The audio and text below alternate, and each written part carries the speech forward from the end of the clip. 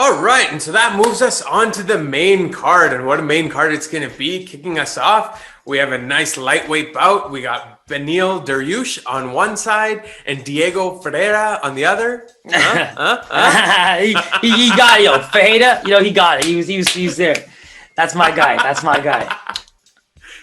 All right, so we got Diego on one side. He has that clean 17-2 record, 8-2 in the UFC, dating back to 2014. This is part 2 of this actual series here. So really looking forward to the rematch here. Part 1 was in 2014 with Beneil having the upper hand. The only other loss that Diego has on his record is to Dustin Poirier back in 2014 as well. So, all he's done is murder dudes along the way since. So, really not murder, sorry, but really, I seen your face look up at that one. That's hilarious. Looking forward to this rematch for sure. Dariush on the other side, again, no slouch either. 19-4 record, 13-4 in the UFC. Both these guys have been around the octagon for a while, so this one should not disappoint. Beneil, he has 5 wins in a row, 2 in 2020 against Scott Holtzman and Drakkar Klose. And his other wins in that 5-win streak include, Frank Camacho, Drew Dauber, Thiago Moses. A lot of credible fights in here, man. So this one's really lined up to be a barn burner here. Yeah, so there might not be a more underrated fighter than Ferreira in the UFC, right? Like what he's done since just losses to Dariush and Cory is pretty insane. This man basically became an LFA champion, then just transitioned to the UFC, only lost those 2 fights, and is basically sitting at what looks to be one of the most immaculate records in the UFC, with where these 2 fighters are at. Because let's talk about Beneil Dariush putting together what looks to be one of the best highlight reels in his last 4 fights. Every single finish is absolutely beautiful. He's got a walk off. Like he's been demolishing people. And when you think about his losses, they're only to beasts. Alexander Hernandez on the come up, who was feeling absolutely confident as hell when that was going on, but then he met some real walls.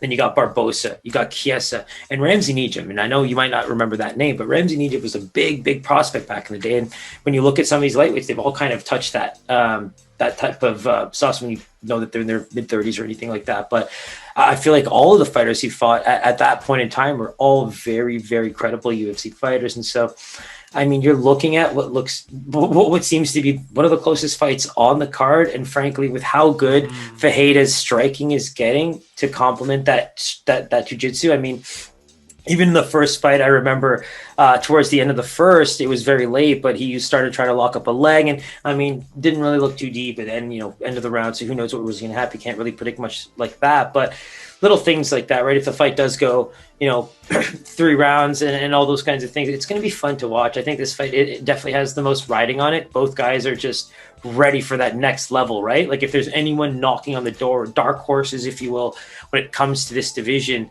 it's definitely these guys, right? Like you have to give them that bump.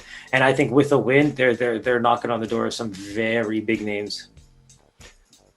Yeah, in what is, what we've discussed before, to be one of the most stacked divisions we've ever seen, so to be having this impact on there says something about who these guys are. So like you said, one of the toughest calls on this card for sure. It's going to be a tight one for sure. In terms of a Vegas line, where do you see this one ending up? It's so funny because like one way I pitched it to Pies earlier was, this is like watching, two top NCAA teams kind of play in the March Madness tournament, for 6 straight years. And in that first year they played each other and one guy got away with that win. They've just fought absolute beasts along the way. And here we go in their absolute primes and at their absolute best, they meet again.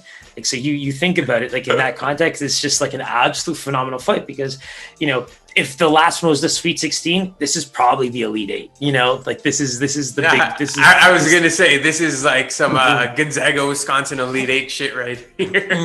This is going to be a beautiful one. And so with that said, I don't think either man deserves to be more than a -150. So I'm strategically going to call this fight a pick'em. All right. That deserves a bell too. Let's give him that bell on this one for sure. Ferreira actually comes in at a -125 favorite. So what he opened at, it's what it's been. That's pretty much a pick 'em. Plus 100 on Dariush here. So beautiful. God, Ding, ding, ding, ding, ding, ding, You want to ding. explore on these lines? Oh yeah. I got tired of hitting that bell, man. Yeah, I know, right? So let's actually look at some unders in this fight. These guys are on fire right now, man. Their striking is just. They've been working so hard at that part of their game that I refuse to believe with even some of their disciplined experiences in the past, there might be a chance for someone to get clipped. Yeah, so the fight to go the distance is actually a pick'em, -120 on either side. So you get under 2.5 at +100, under 1.5 at +175. Wow, I actually like that.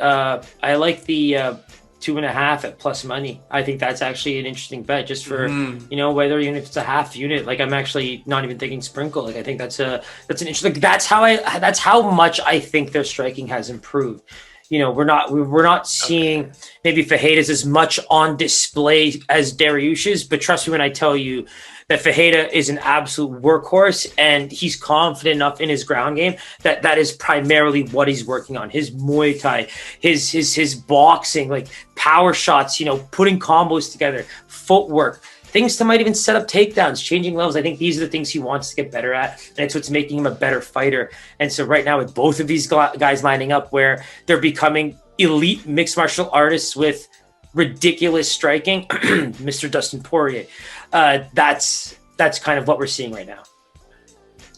For sure. So stay tuned for that one. That does look like there's a little bit of value on the under there. But again, before we lock anything, we'll be sure to post it for you guys for sure.